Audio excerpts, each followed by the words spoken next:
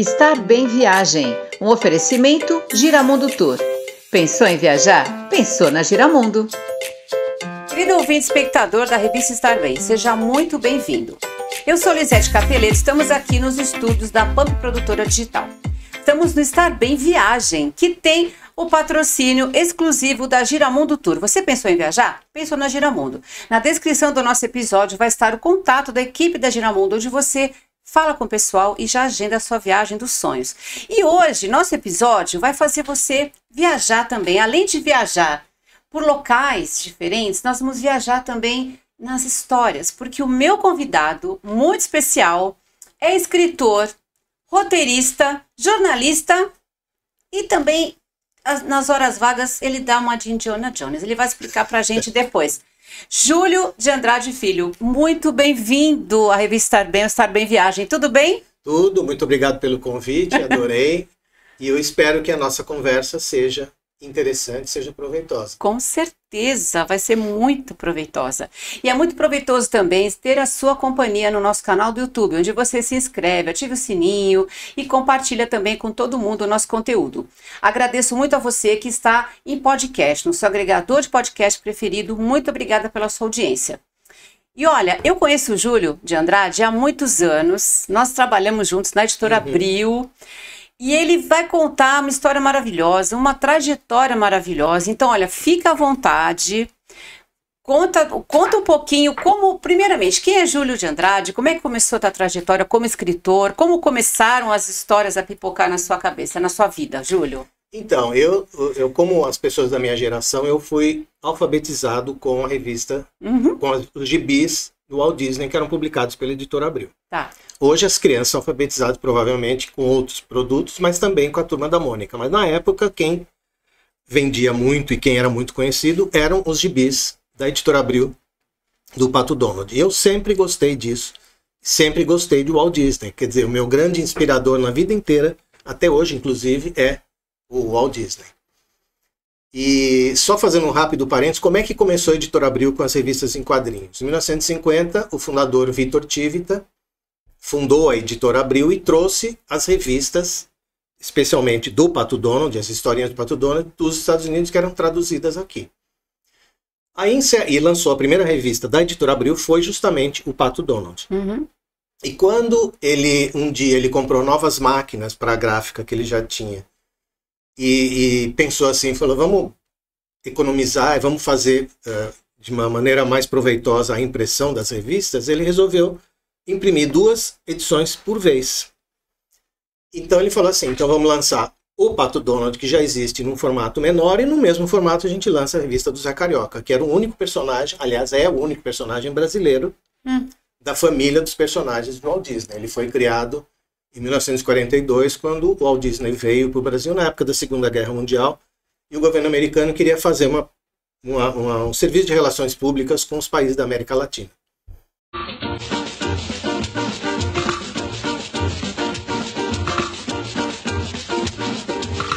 Cavalheiro, aqui está o meu cartão.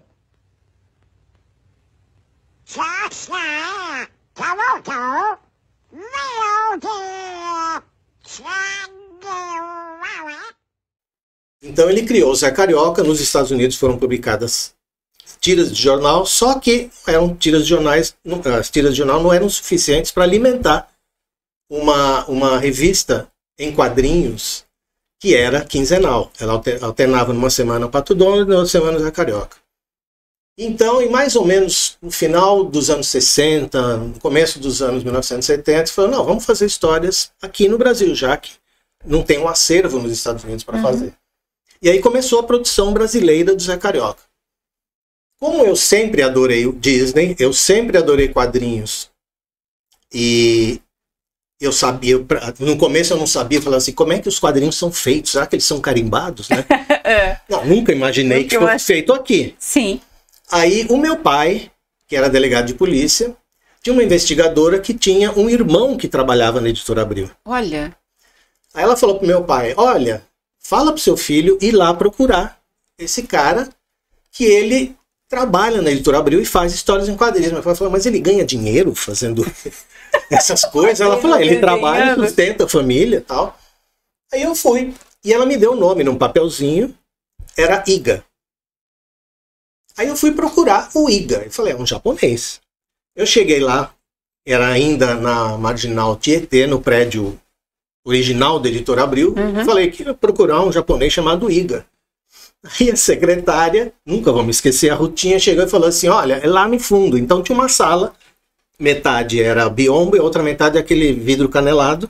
Tá. Uma salinha assim pequenininha. Cheguei lá, tinha um japonês, numa prancheta, pintando uma capa do Tio Patinhas. Olha. Toda colorida, não sei o que. E ele tinha a unha desse dedo mindinho dessa mão, Enorme. raspando o guache que já tinha secado.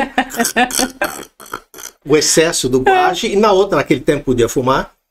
Na outra mão, segurando um cigarro que devia ter 1 metro de cinza e não caía. E o óculos na ponta do nariz. Ai, gente. Era um personagem. Era um personagem. E eu lá, levando meus desenhos, eu falei, eu gosto de Walt Disney, vou tentar desenhar. Levei meus desenhos e na porta e nada do cara olhar pra você, né? E ficava... Aí o japonês, o que você quer? Falei, olha, seu Iga, eu vim trazer meu... Eu não chamo Iga. Falei, ué, quem é? O único japonês que tem aqui. Você procura um bigodudo que nem Pancho-Villa. Eu falei, que lugar que eu vim parar? Tem um japonês que não chama Iga e tem um cara... Parecendo Pancho-Villa com bigodão. E era o Iga. Na verdade, o nome dele é Valdir. Era, né? Ele faleceu. Valdir Igaiara de Souza, o apelido Iga. Então não tinha nada de japonês. E o japonês era o Jorge Kato. Sim. Que foi um dos primeiros funcionários da Editora Abril. Aí eu mostrei meus desenhos pro Iga. O Iga falou, não, nada a ver, você não... O negócio não é esse, você não serve para isso, mas escreve. Que frustração. Escreve roteiros. Aí eu escrevi um monte de roteiros, isso foi no começo, meados dos anos 70. Aí as coisas foram indo lentamente. E como é que funcionava o negócio? É claro que a Disney tem toda a supervisão sobre tudo que é produzido, não só aqui, ou não era produzido, porque a Editora Abril não tem mais, né? Agora as histórias são feitas pela Editora Culturama, os gibis são feitos pela Culturama do Rio Grande do Sul. Mas ela tinha a supervisão de tudo e tal, e a gente produzia as histórias, que não eram necessariamente sob encomenda, mas quando havia uma data específica, ia lançar uma edição, por exemplo, de Natal, os editores falavam, não, faz uma historinha de Natal, os personagens você escolhe o que você quer. O Zé Carioca era, entre aspas, o preferido, porque era o único, como eu disse, o único personagem brasileiro da linha do Walt Disney. Claro que havendo toda a supervisão da Disney, para não falar coisas que a Disney não que eles não quisessem, né? Mas a gente tinha mais liberdade porque a característica do personagem a gente foi moldando ao longo dos anos. No comecinho, quando ele foi criado em 1942, ele era um malandro do Rio de Janeiro, andava de terno, guarda-chuva, chapéu de palha, que era o típico carioca daquela época, da boemia. Com o passar do tempo, a gente foi modificando o personagem, foi trazendo ele mais perto do Brasil real, botar jogo de futebol, comer feijoada, escola de samba, enfim. Ele virou um brasileiro, não vou dizer típico, porque de típico ele não tem nada, ele é muito engraçado, mas claro que a gente manteve a característica principal, ele não gostava de trabalhar, o Zé Carioca nunca gostou, mas os outros roteiristas acabaram criando outros elementos para as histórias do Zé Carioca. Por exemplo, a NACOSECA, Associação Nacional dos Cobradores do Zé Carioca. Olha. Então tinha, né, quando a gente criava, tinha uma associação brasileira dos cobradores que iam cobrar porque o Zé não pagava as contas dele. Enfim, tem vários outros elementos foram sendo introduzidos ao longo do tempo. Tá. E você tinha autonomia para escrever as histórias? Até certo ponto, dentro das diretrizes da Disney, sim. Tá. Isso não só do Zé Carioca, de todos os outros personagens, mas sempre obedecendo a característica de cada um, enfim. E você ficou na Editora Abril quanto tempo, Júlio? Então, eu fiquei, no total, 2 encarnações, 27 anos. E no comecinho dos anos 80, eu entrei como freela em 72, 73, depois fui efetivado, saí em 81, fui para a Globo, quer dizer, era Editora Rio Gráfica, foi a precursora da Editora Globo, não para fazer quadrinhos, para fazer projetos especiais conectados à TV Globo. Tá. O Roberto Marinho, que era vivo ainda, ele dizia assim, olha, a gente tem várias empresas do Grupo Globo, tem a televisão, tem rádio, tem jornal, tarará, que tudo a ver com comunicação. E tem a Editora Globo, que é uma fábrica de parafuso. Não sai nada ali que a gente pudesse juntar dentro de uma coisa global do Grupo Globo. Ele resolveu investir e falar, não, vamos fazer um negócio diferente ali. Então, o presidente da editora, que foi contratado, a editora da antiga Rio Gráfica, ele falou, não, vamos fazer produtos conectados aos programas de televisão da Globo. E eu fui para ser o editor desses produtos. Fiquei 5 anos lá. Um desses produtos infelizmente eu não tenho mais, só em digital, mas existia, na época que existia a banca de jornal e de revista no Brasil, que hoje virou lojinha de conveniência, mas na época vendia jornal e revista, e tinha um livrinho de bolso que vendia muito numa coleção chamada Júlia e a outra coleção chamada Sabrina. Sim! Fazia muito sucesso. Muito sucesso. Então a gente falou assim, vamos fazer um negócio igual, e vamos colocar isso como brinde do sabão de 500 gramas, da sabão Omo, da Unilever, e o frasco de, como é que chama? Comfort. Tá. Então vamos botar um Nossa, livrinho. as mulheradas que todas elas queriam comprar para poder ganhar o livrinho. O que era esse livrinho? As 12, era uma coleção de 12. As telenovelas da TV Globo, que a gente transformou em livro de bolso. Que bacana. Então era, sei lá, não vou lembrar agora todas, mas Ossos do Barão, Dancing Days, um monte. E por exemplo, Gilberto Braga, o autor de Dancing Days, de uma outra que eu não me lembro agora, ele mesmo fez a adaptação. Olha que Outros, bacana. por exemplo, Ossos do Barão, que era do Jorge Andrade, já era falecido, a gente mesmo que adaptou com supervisão dos filhos e autorização dos herdeiros, enfim. Dias Gomes já tinha falecido também, então a gente transformou aquilo em livrinho de bolso, tipo Júlia e Sabrina, mas chamava As Grandes Telenovelas da Globo. Que legal. A gente ganhou naquele ano, 83, eu acho, o top de marketing. Nossa, fantástico. De promoção. Depois a gente fez lá também uma promoção que era com a Nestlé. A gente pegou chocolates da Nestlé, vinham junto, cada conjunto de 3, 4 chocolates, vinha uma revista para montar, destacar e montar, e a criança montava a cidade chamada Chocolândia. Um negócio que, depois de tudo montado, o tamanho dessa mesa aqui. Então tinha delegacia, tinha hospital, tinha tudo. Muito legal. Outro top de marketing também. Imagina. Enfim, foi isso que a gente fez. O ET. Muita coisa, isso. Ele trouxe um monte de coisa aqui, gente. Isso aqui tinha um sabão em pó, que era o concorrente na época do... Eu não lembro, viu, gente, desse sabão em pó, da minha época. Era concorrente do Omo. Não me lembro.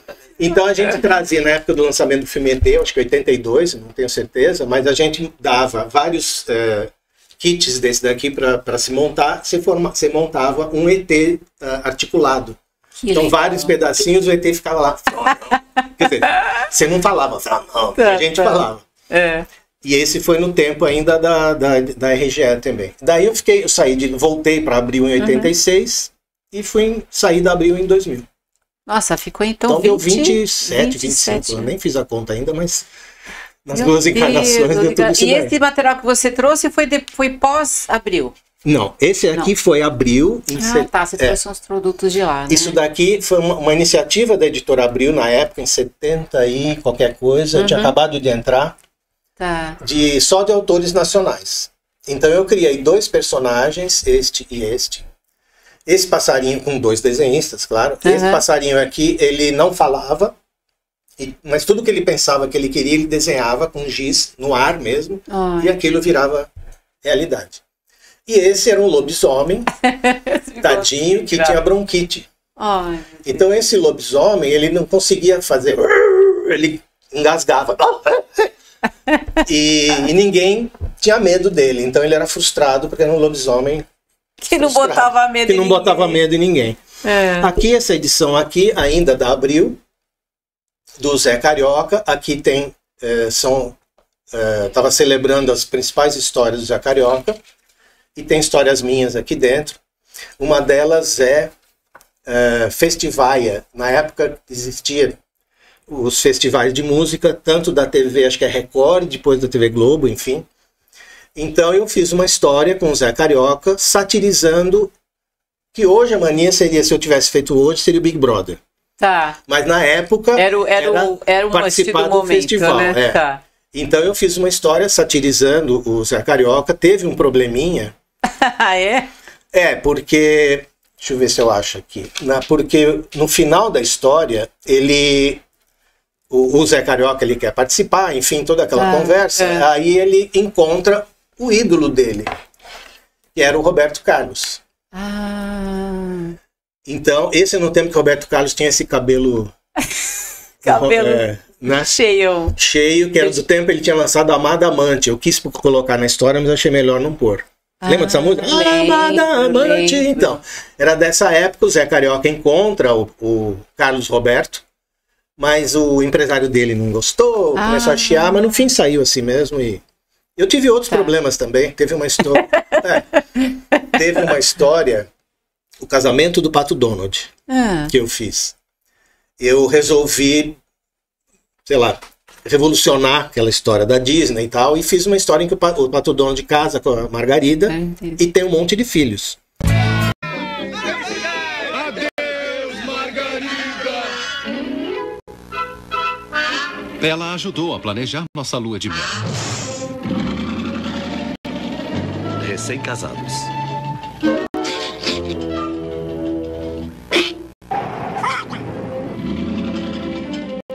De uma cena, por exemplo, que ele está no hospital, na maternidade, aí o médico esperando, né, nascer, o cirurgião lá, o obstetra, chega e fala, olha, Donald, nasceu! E tinha uma pilha de bituca de cigarro assim na sala de espera, aí ele vem de novo, nasceu! Eram 7 filhos, 7 patinhos. Uau, 7 patinhos. Aí uma outra cena, antes disso daí, ele vai convidar a Margarida para jantar fora, ela vem como Gilda, lembra desse filme Gilda? Opa, Rita então Hayworth. Rita Hayworth. Então ela faz um striptease, puxando a luva assim, que nem ela faz no filme. Sim. E várias dessas cenas foram censuradas pela Disney. Não sei porquê. O Pato Donald fumando, os sobrinhos do Pato Donald, o Guinho, Zezinho e Luizinho viraram punk com aquele cabelo assim. Não sabe por que eles não gostaram. Eu não sei porque eles não gostaram disso. Ai, meu Deus. Então eu tive esses problemas. Eu fiz uma outra em que o Pateta ficava inteligente e ficava forte, aliás, que nem o Rambo. Tá. E eu chamei de Pateta Rombo. Ai, não creio. Mas eles também reclamaram que não sei o quê, então eu tive algum porque probleminha. você não mandava pra eles as histórias, você não, tinha essas especiais, tipo casamento e outras, tinha você mandava, mas eles alteravam e mandavam, ou censuravam, ou não, aí não foram publicados. Não, essa do casamento foi com muitas alterações, não do jeito que eu quis. Eles faziam os cortes, né? Mandavam, não, muda isso, muda aquilo, eu falava, não vai mudar nada, não, vamos mudar sim. Bom, então não teve algum desdobramento ruim, né? Eles só mudavam. Bom, esse do casamento poderia ter, porque a Disney chegou e falou, eu me recusava a modificar. Isso que eu perguntava. Eu brigava. Você um pouco frustrado, né? Mas eu brigava com o vice-presidente editorial da Disney. Eu não vou falar o nome dele aqui, mas ele tá vivo ainda, tá lá. Sim. Nos Estados Unidos, enfim. Mas ele, na época, em vez de mandar por e-mail, ele mandava, como é que chamava aqui? Telex. Então, em algum lugar eu tenho de 1 metro. O Telex dava 1 metro, assim. Pra você alterar, que não altera isso aqui, porque isso aqui não pode, o Donald não pode fumar, a Margarida não pode ter filho. Virou tudo, enfim, um sonho do Pato Donald, que não era o que eu queria. Então, eu dizia, não vou mudar. Chegou uma certa altura que ele chegou e falou, você trate de mudar, senão a gente revê o contrato com a Abril. Aí eu fiquei quieto. O meu vice-presidente na época, também não vou dizer o nome que tá vivo ainda, chegou e falou, você achou melhor acho melhor, a paz, né? Você muda isso daí, não quero saber, e pronto, e babá. E não pode fazer isso, aceita e fica quieto. Então, fiquei quieto. Tá, né? Mas enfim, mas foi divertido. Acabou saindo. Saindo de outro jeito. Outro jeito, mas saiu. E esse outro que você trouxe... esse aqui ainda já é pós-Abril. Pós-Abril? Da Abril acabou, né? Tá. Não tenho mais aqui. Isso aqui é pós-Abril, uma coleção de 20 volumes das tiras de jornal do Mickey, das tiras originais que foram restauradas, né? E ela essa coleção publica todas as tiras de jornal do Mickey. Ele foi criado em 1928 e em 1931 começaram a sair as tiras de jornal nos Estados Unidos, depois, 10 anos depois, no resto do mundo, inclusive aqui no Brasil. O jornal era um caderno especial do Globo, chamado Globo Juvenil, 1940 e pouco. E isso vai até 1960 com o cara que, o nome dele é Floyd, já faleceu, né? Floyd Godfredson. ele foi quem estabeleceu muito da personalidade do Mickey em revistas em quadrinhos. Então ele que criou o Bafo de Onça. Aliás, tem uma história engraçada ainda do Bafo de Onça, que foi o seguinte: eu estava na Abril, eu já era editor, eu estava editando umas historinhas e tinha uma história do Mickey Pateta e o Bafo de Onça. Então, no balão, o balão não cabia, como era um material importado, o balão não cabia toda a parte em português. Então a gente tinha que reduzir. E aí dividir nas linhas, né? Aí saiu na linha de cima, o grande bandido João, e embaixo tudo junto, Bafo de Onça. Aí umas senhorinhas mandaram cartas para a editora Abril reclamando de palavrão. Falei, aonde que tem palavrão? Bafo de Onça tudo junto. Porque era João Bá e na linha de baixo Fó de Onça. Ai, não acredito. Aí que a gente estabeleceu o hífen. Então o nome dele é Bafo hífen de hífen Onça. Pra nunca mais ter esse problema, porque não cabia na linha. Isso era feito na época, hoje não, é tudo feito no computador, né? Computador. Isso daqui, eu não sei se vai dar para ver, mas é tudo escrito no computador. Essa publicação foi limitada? Tem para vender ainda? Ainda deve ter os... né? Deve ter os da Panini agora, da Panini, né? Deve ter nos estoques e tal, porque eles ainda tá no ar. Tá no ar. O estoque, né? Acabou, a coleção parou já, cara, 20 e poucos números. E... Que bacana. Mas ainda tem, ainda tá no ar. Tá no mercado, muitas histórias, muitas aventuras, hein? Esse daqui já é ainda na Abril. Tá. Aqui foram duas, como eu comentei, aquela promoção com o Viva. Isso na Abril a gente fez um negócio parecido. Isso aqui na época do lançamento do desenho da Mulan, a gente fez essa promoção com o McDonald's. Então vinham 4 revistinhas a cada semana no McLanche Feliz. Cada semana você trocava a edição. Era uma coleção de 4, contava a história do filme, mas tinha um monte de outras coisas lá dentro. Tinha coisa para colorir, tinha adesivos, tinha etiquetas, era muito, muito bacana. Foram 12 milhões de exemplares na época. E no ano seguinte, ou 2 anos depois, não me lembro, foi lançado o desenho animado do Tarzan. A gente fez uma promoção igual, só que dessa vez com a Karsten. Então a mãe comprava um produto da Karsten, toalha de banho, roupa de cama, enfim. E vinham também 4 mini revistinhas. Um cenário, a criança podia completar o cenário com os adesivos, o cenário do Tarzan. Tinha a historinha do filme, claro, dividido em capítulos, porque eram 4 ediçõezinhas. Isso a gente fazia por fora. Dentro vamos dizer, das 400 mil edições que a gente tinha que lançar, nas horas vagas a gente fazia isso. Quanta coisa, hein? E esse, para encerrar o material que você trouxe, esse foi uma tradução. Isso aqui já é pós-Abril. Pós-Abril, isso aqui é pós-Abril, eu comecei a fazer tradução de livros, esse é um dos livros que eu traduzi. Esse é do segmento de autoajuda. E para várias editoras de livros no Brasil, Melhoramentos, Rocco, Planeta, enfim. E os temas que eu fiz desses livros, tem desde romance, biografia, ficção científica. Tem um jogo da Microsoft muito legal chamado Halo, tem um seriado, não sei qual canal de streaming que passa, que é baseado nesse game, da Microsoft. E eu fiz 3 livros esses livros contam as histórias do Halo, dos personagens do Halo, muito legal. E esse também, fora Abril, foi também um projeto especial com a Credicar. Eles estavam lançando um cartão universitário. Então tinham 4 edições que vinham junto. Na época ainda eles mandavam aquele envelope com a fatura. Isso vinha junto com as faturas dos cartões. E essas 4 edições a gente fez em parceria com o Coquetel, de Palavra Cruzada. E a gente explicava aqui como você... sabe, cuidar bem do cartão. Então, vamos dizer, a informação estava aqui. E no passatempo, no caça-palavras, seja lá o que for, você tinha que descobrir algumas das palavras que estavam aqui dentro. Ou seja, você podia resolver isso se tivesse lido isso aqui. Interessante. Essa é a ideia. Muitas aventuras, né? Muita coisa para contar, muito né? Muito divertido. Olha, nosso tempo... tá acabando, né? Então, eu quero fazer uma brincadeira com você agora no final, que seria um ping-pong. Eu vou fazer 10 frases curtas E você tem que responder. Calma. Calma. Calma. E você vai responder de forma inusitada o que vier na sua cabeça. Pode ser? Claro. Então vamos lá. Um filme. Cantando na Chuva. Tá. Uma música. A Hard Day's Night, dos Beatles. Um ator. Sir Anthony Hopkins. Uma atriz. Esqueci o nome dela agora. Uma nova. Me fugiu. Gal Gadot? Não. Sério? A minha Mulher Maravilha, Olha!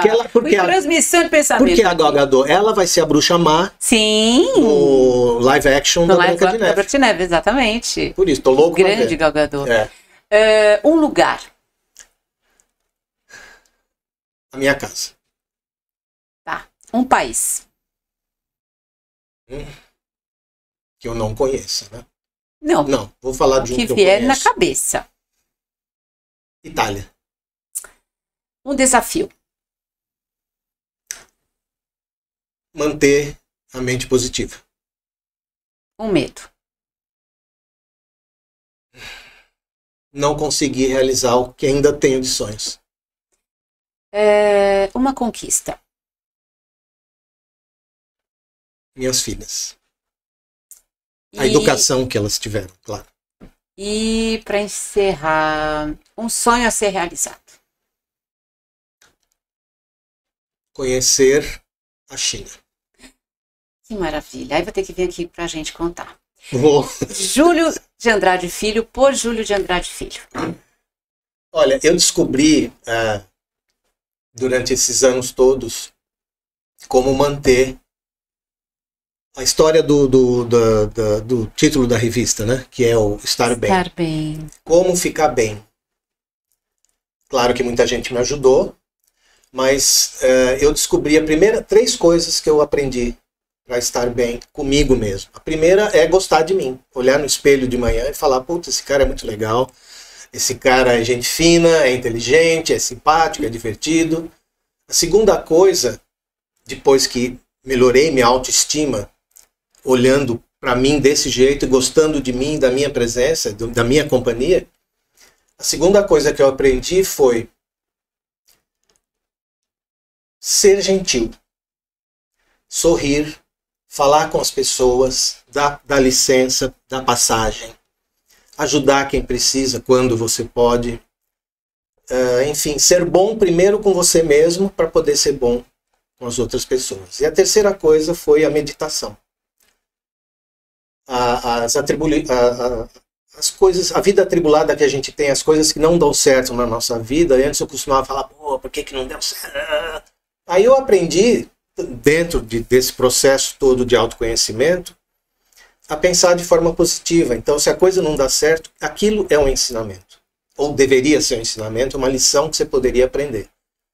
E pensar de forma positiva, porque eu descobri que existe a lei da atração, que todo mundo fala. Então, se você pensando coisas positivas, você atrai coisas positivas. E o inverso também é verdadeiro. Você só reclamar, chutar, não. Você vai só trazer coisas ruins para a tua vida. Então, eu aprendi a me conhecer, a me gostar. Perfeito, Júlio. Olha, o Estar Bem Viagem de hoje foi um pouco diferente. Nós viajamos pelo tempo, viajamos por toda essa obra maravilhosa, essa trajetória maravilhosa do Júlio, e ele não falou das viagens.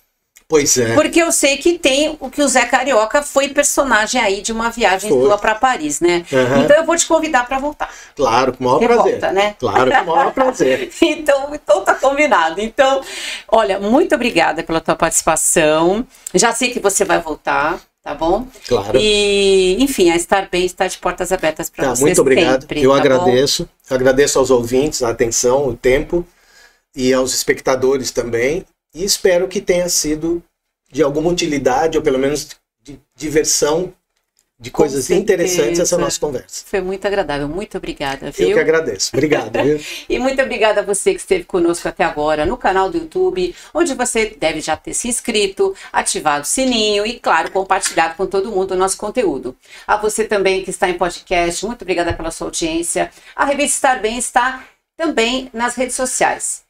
Facebook, Instagram, até no TikTok, Júlio. A revista Estar Bem tá.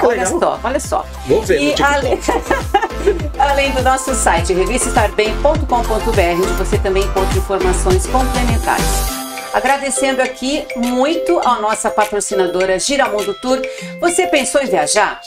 Você pensou na Giramundo. É só você acessar aqui o link na nossa descrição do episódio. Você entra em contato com o pessoal da Giramundo e já planeja a sua viagem dos sonhos, ok? Muito obrigada ao Luiz Henrique Andrade, que é o diretor de imagem aqui nosso hoje. A Selma Burru pela edição. Eu sou Lisete Capeleto, fico por aqui, mas eu volto. Um grande beijo a todos, fiquem com Deus e até o nosso próximo episódio. Estar Bem Viagem, um oferecimento Giramundo Tour. Pensou em viajar? Pensou na Giramundo.